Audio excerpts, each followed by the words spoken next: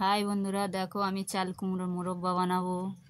দেখো চাল কুমড়োর মোরব্বা খেতে কার কার ভালো লাগে প্লিজ কমেন্টে জানাবে। প্রথমে চাল কুমড়োটা কেটে নিচ্ছি। দেখো চাল কুমড়োটা একটু পাকা হতে হবে, আর বড় হলে ভালো হতো। চাল কুমড়োটা কেটে দেখছি একটু ছোটই আছে এমনিও, আর কেটে দেখছি দানা প্রচুর হয়ে আছে। বড় হলে এতটা দানা দেখা যেত না বন্ধুরা। এর মাঝের অংশটা নিতে হবে, তোমরা করলে একটু বড় দেখে নেবে আর মাঝের অংশটা করবে। চাল কুমড়োটা একটু ছোটোই ছিল বন্ধুরা। দেখো মোটা করে খোলাগুলো বাদ দিচ্ছি, সাদা অংশটা নিতে হবে বন্ধুরা। দানাটা ভর্তি হয়ে গেছে, আমি তাই দেখাচ্ছি। দেখো বড় হলে এতটা দানা দেখা যেত না বন্ধুরা। তো আমি 4 বছর আগেও এরকম মোরব্বা বানিয়েছি বন্ধুরা, খুব ভালো হয়েছিল খেতে। দেখো নরম অংশটা ফেলে দিচ্ছি।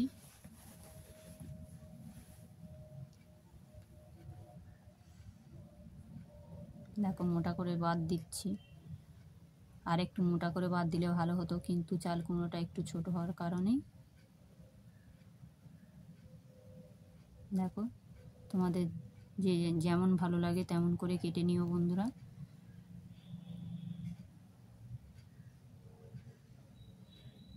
তোমরা লম্বা করেও বানাতে পারো,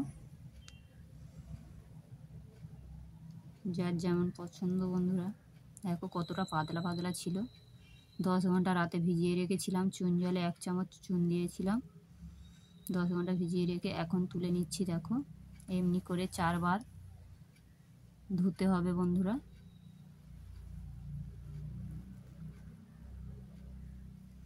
দেখো দেখো এখনো সাদা অংশ আছে জলে।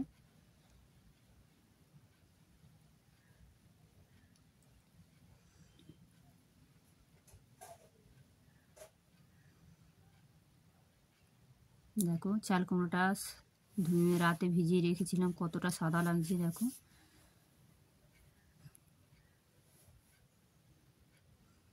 এমনিভাবে 4 বার ধুয়ে নিলাম। দেখো কড়াই জল দিচ্ছি, চাল কুমড়োটা যাতে ডুবে যায়।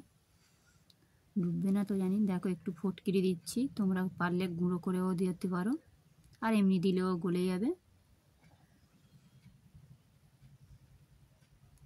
চাল কুমড়োটা এমনিভাবে দেখো বন্ধুরা 7 মিনিটের মতো সিদ্ধ করে নেবে সবাই।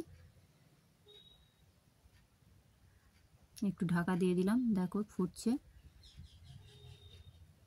দেখো চাল কুমড়োটা সিদ্ধ হয়েছে। আমার ছেলে আমার গালে একটু লজেন্স দিল, ভালো লেগেছে। দেখো চাল কুমড়োটা দেখলাম সিদ্ধ হয়েছে কিনা।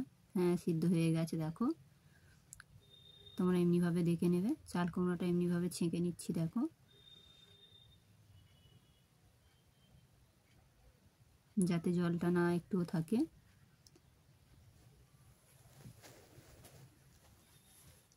বন্ধুরা গরম কড়াই এরম 4টে এলাচ নিয়ে ফ্লেভারের জন্য দিলাম। গরম কড়াই নেড়ে নিতে হবে একটু।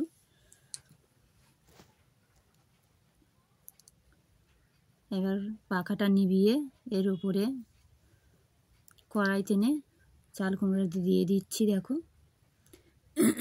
আবার দেখলাম সিদ্ধ হয়েছে কিনা। 1 কেজি চাল কুমড়ো নিলে 1 কেজি চিনি দিতে হবে বন্ধুরা। চিনিটা দিয়ে নাড়তে হবে এমনিভাবে নিভানো পাখায়, যতক্ষণ না পুরো রসটা বেরিয়ে যায়। দেখো নাড়ছি, এমনি গরম আছে চাল কুমড়োটা।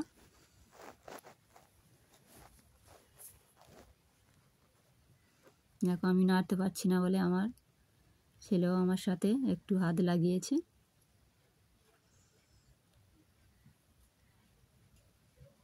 দেখো একটু চিনিও আছে এখনো। এবার জাল দিয়ে এই রসটা মারার জন্য জাল দিচ্ছি আবার, চাল কুমড়োই যাতে এই রসটা টেনে নেয়। দেখো এমনিভাবে নাড়তে হবে আধ ঘন্টা। পাকাই হলে ভালো হবে বন্ধুরা, গ্যাসে হলে অনেক দেরি হবে।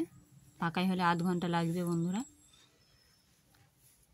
দেখো চিনির রসটা শুকনো হয়ে গেছে, আবার চিনিতে পরিণত হচ্ছে। দেখো বন্ধুরা, দেখো দোকানে এমনি হয় কি, দোকানে এরমভাবেই দেখো চাল দেখো মুরব্বার ওপরে এরকম চিনি থাকবে। ভালো লাগলে লাইক কমেন্ট শেয়ার করো। দেখো মুরব্বাটা তৈরি হয়ে গেছে, এখানেই শেষ করলাম।